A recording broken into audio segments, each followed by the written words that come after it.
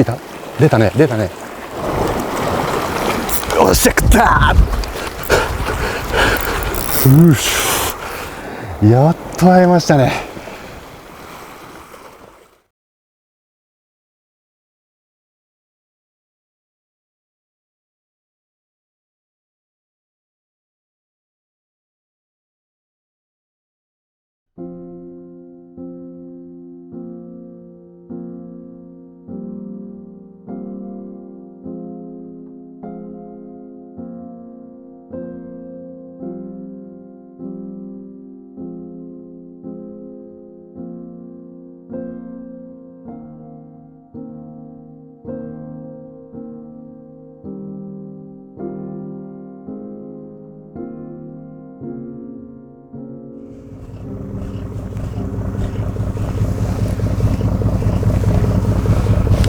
いつ来ても本当にこう期待が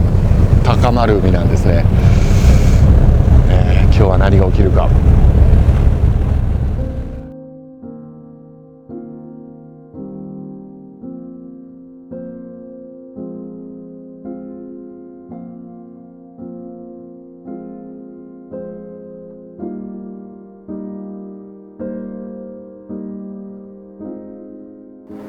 そうですね、当初鹿児島の地に来た時はもう、南薩ではなく大隅半島の方から釣り始めたんですね。でそこから、年を追うごとに、全域行って、今回来た南薩というところに来てですね、どうやら秋ぐらいに、大型のキハダはじめ回遊魚が回るぞというような形でですね情報を得て、毎シーズンこう通っていったわけですね。途中こうバイトは得られる、もしくは目の前で跳ねるとか、足元まで魚は来るんだけどそこでバラしちゃうとかっていう形でですね、キハダの距離はだいぶ詰まったんですけども、最終的にここ南薩でキハダを手にすることはなかったんですね。それゆえにですね、この5年間ですね、タックルであったり、当然そこにはラインですね、システムの確立であったり、そしてルアー、いう形でですね可能性の高い、タックル、他方法を含めて、これで臨めるぞと、それの2023年今年ですね、秋シーズン、いよいよ来たという形で、5年越しの魚なんとかしてでもちょっとキャッチしたいなと思っております。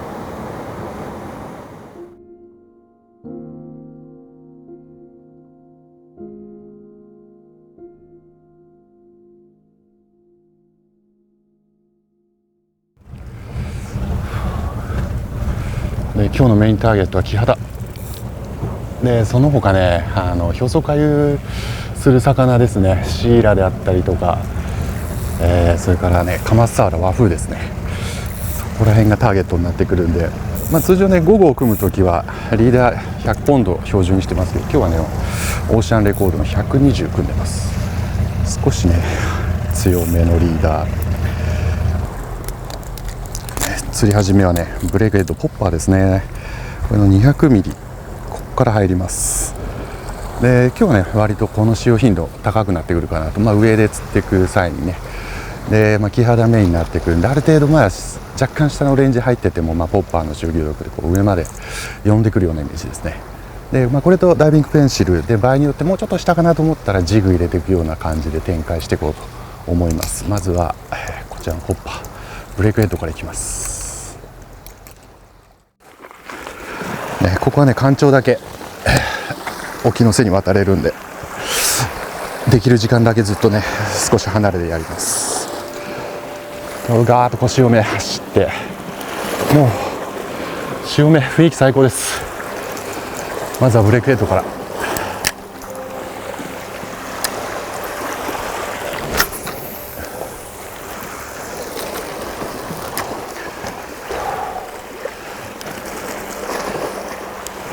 ここはね足元からもう結構急深なんですね。ジグ入れてくると30メーターぐらいすぐストーンと落ちるんですけどね、もう今にも出そうです。割とねキハダはねポッピングしてるこの間をね少しちょっと大切にしていく釣りになります。そうすると割と、ここ水深ね、それこそ30からもっとキャストして40、50となっていくところで、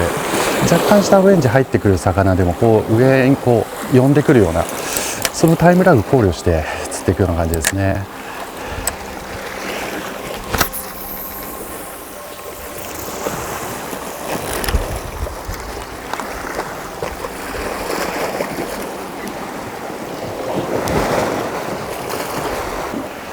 で今日はね、転売店、平間さん狙いであれば、マックスで 300m 巻いてくるところ、今日はね 400m のボビン14000番に入れて、でかいのかかった時はね、ある程度走らせる余裕を持たせるという形で、ちょっとラインキャパ多めに今日は巻いてます。こと6種はで、さらに、ビッグゲームという中でのラインはですね、非常に重要な位置づけなんですね。というのも、丸1日ですね、本当に1日のうちの数少ないチャンス、これをいかに捉えるか、そのためにはトラブルなくキャストし続けられるっていうことがまず大前提で、その上でですね、かけた魚、これはもう本当に5キロ超えて10キロ超えてというターゲットが視野に入る中でですね、いざかけた時にファイトをしていくわけなんですけども、そこでですね、ラインに不安があるとやっぱりファイトってままならなくなっちゃうんですね。それゆえに自分が想定したドラグ強度をしっかり担保して、なおかつ必要な時にはガチッとライン強度のマックスまで常に出せるというのは、実は安全にも関わってくることで、そのテンションでですね、魚と対峙していく時に一種ラインにですね、体を預けることもあるですね。当然後ろを飛んだ時にも注意して怪我のないっていうのを大前提にはしてるんですけども、ここぞというところではですね、ライン強度を信じて、目いっぱい魚と対峙する。でそのためには、信頼のあるラインっていうのは非常にファイトする上での安心感にもつながるし、それがゆえにランディングっていうのがスムーズにできる。自分の体を預け命を預けるって言っても過言ではないラインっていうのは、非常に信頼のおけるものをチョイスする必要があるなと。そして僕にとって転売店、そしてスーパーマックスパワー SMP、 そしてオーシャンレコード、ここがフロロカーボンリーダーといったシステムはですね、それを叶えてくれるラインシステムですね。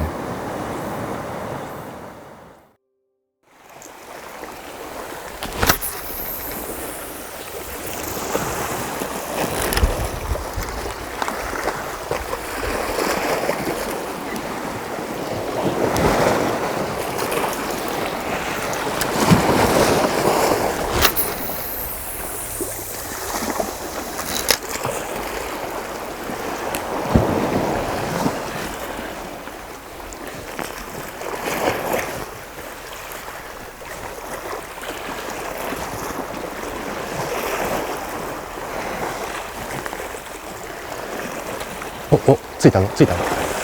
今一瞬出たね。で、これは後ろについた。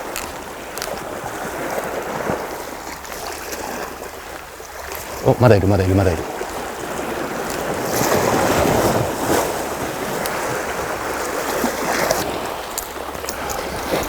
枠はね、1枚下の方が出やすかったりするんで、ちょっと正体知りたいですね。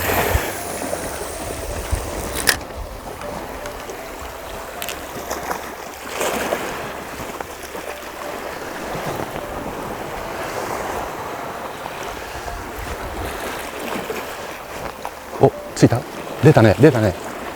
もう一発、もう一発。よし、出たよ。よし、食った。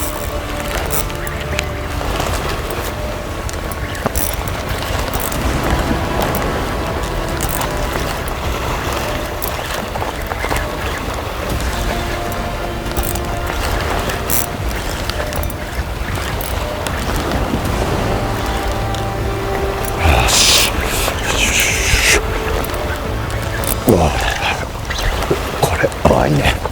よしよしよしよしよし。マグロ。おし、見えた。キハダだ、キハダ、キハダ、キハダだね。よしよしよしよしよしよしよしよしよし。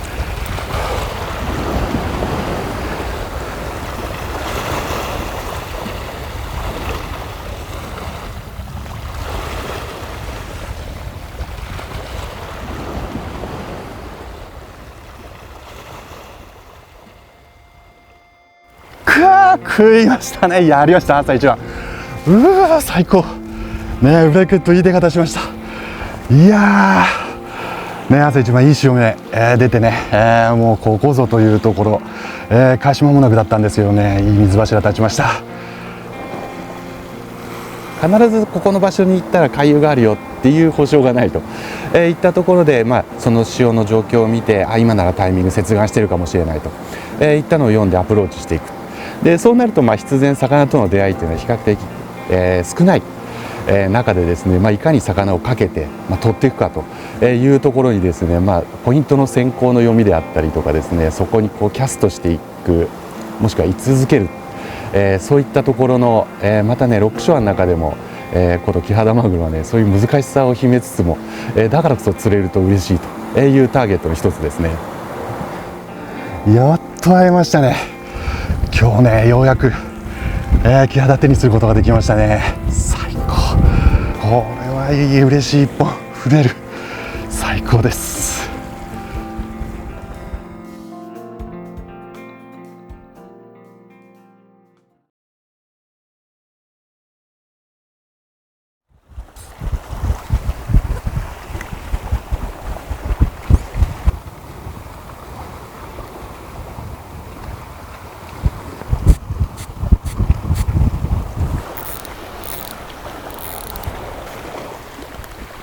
今ねちょっと竿を持ち替えましてね、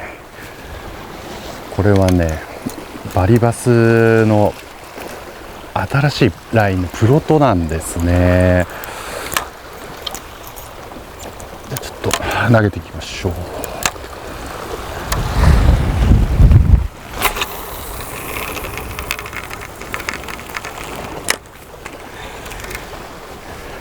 これよりが9本よりなんですね。通常4812という形で、444ずつ増えていくんですけど、これがね9本よりでね、こう持っただけでも分かるこの張りの強さっていうのはね、通常の天売でも割とこう張りを感じるんですけども、さらにそれ以上の張りですね。これおそらくあれだね、真骨頂は下に入れてジグで少しレンジ入れてった時とかも気持ちよさそうですね。気持ちよく飛びますね。気持ちよく飛ぶ。どちらかいうとしゃくった時のダイレクト感みたいなところですね。沈んでいく時に蛇行というかジグに向かって直線ではないんですけど、それをある程度こう柔らかすぎないね、風の影響とか受けず、2枚3枚潮があったとしてもコントロールしていくことによってね、割と直線に近いところまで持ってきやすいかな。で天売店ももともとトラブル少ないんですけど、これ今使ってる感じでもそのフィーリングでさらにコシを感じるんで、まずこうしゃくっててこのティップ絡みのトラブルはないだろうなっていう感じですよね。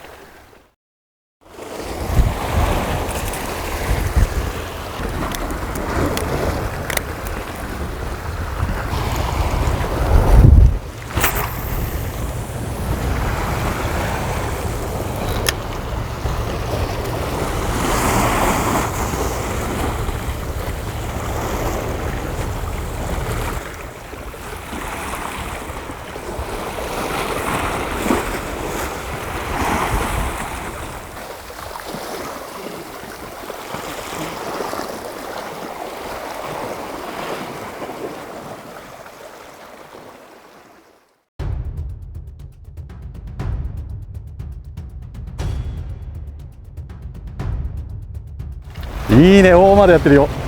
あれはいいね。この海はこれがあるんだよね。かっこいいよね。ノーマルジガルの 115g、 115ノーマルジガル、フックサイズ602本掛けで、フックはね通常でかいサイズ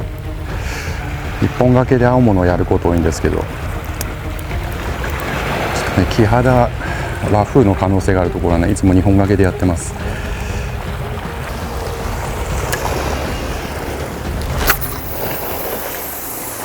でこれボトムまでね探らないです。カウントダウン入れてでイメージとしては、5メーター10メーターで深くても15メーターぐらいのレンジまで落としてそこから探ってくるんですけど、その時カウントダウンと併用してね、10 by 10のカラードラインをちょっと活用していきます。いずれにしてもヒントを多くもらえるっていうのは釣りにおいて一つ有利になりますんで、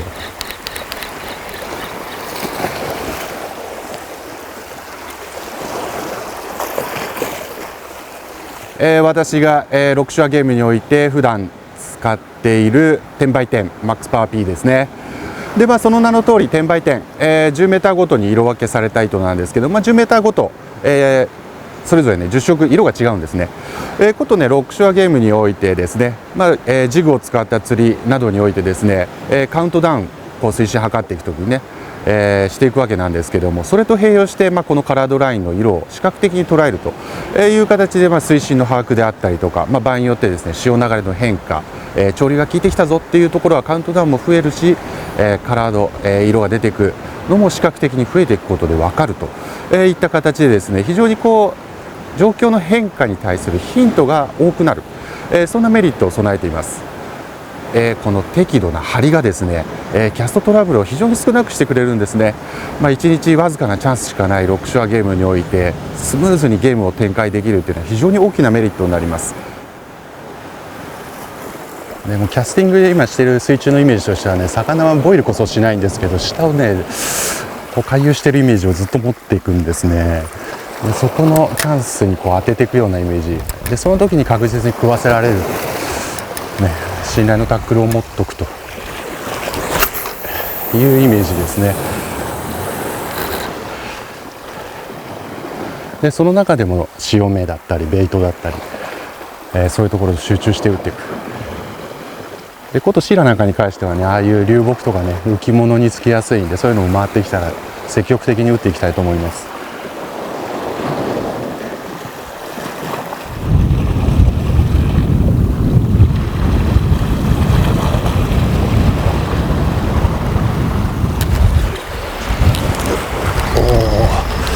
ちょっと今一瞬ホール触ったな。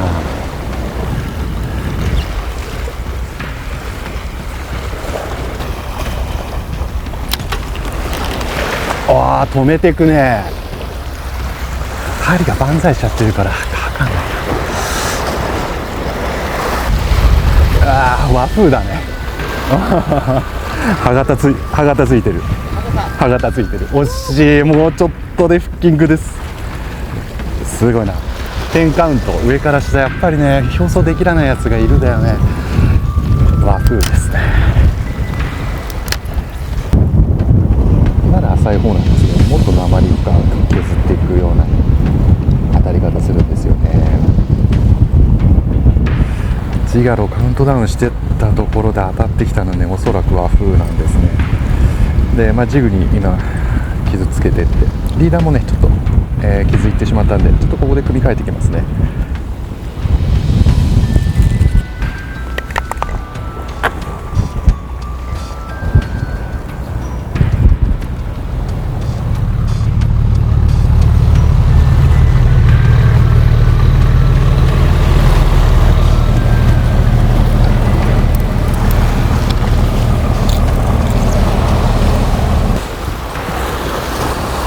割とね曇天なんかになってくるとね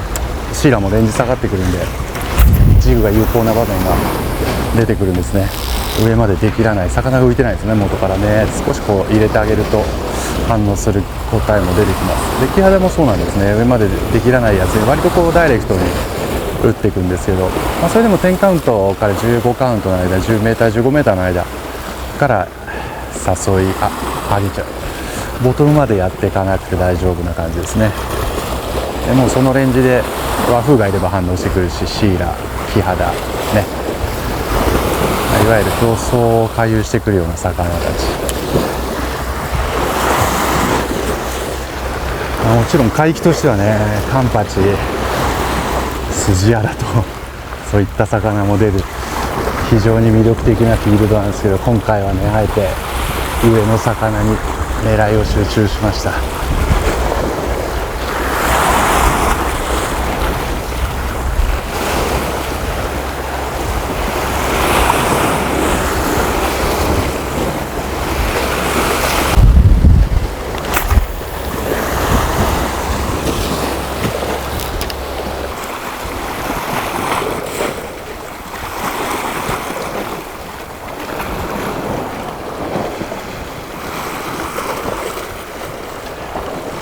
おっとシーラだ、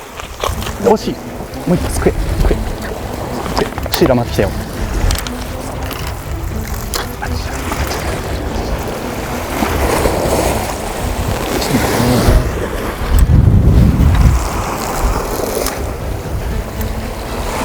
よっしゃ、あ、惜しい、惜しい、もう一発もう一発。やっとシーラ回ってきた。よっしゃ、食ったー。よしよしよしよしよしよし。やっと回ってきましたね。よっしゃかっこいい。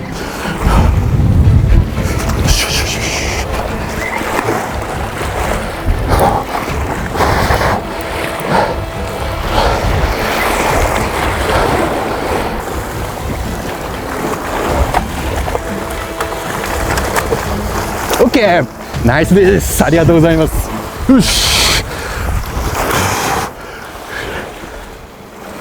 さあ、鹿児島串。うわー、やりましたね。もうね、朝から、一発もらって反応。日中ね、なかなか反応出なくて、いや、今日のね、照り具合だったらシーラもあるかなってずっと思ってたんですけどね、夕間詰め粘っての一発、きましたね。バイト丸見え、いいファイトといい食いっぷり、力丸飛び、最高のファイトです。いやー、振りました。でもね、いつ出るかな、いつ出るかなっていう、その期待を持てる海なんですよね。いやー、それだけにね、もうずっと集中して投げてられる魅力的な海。い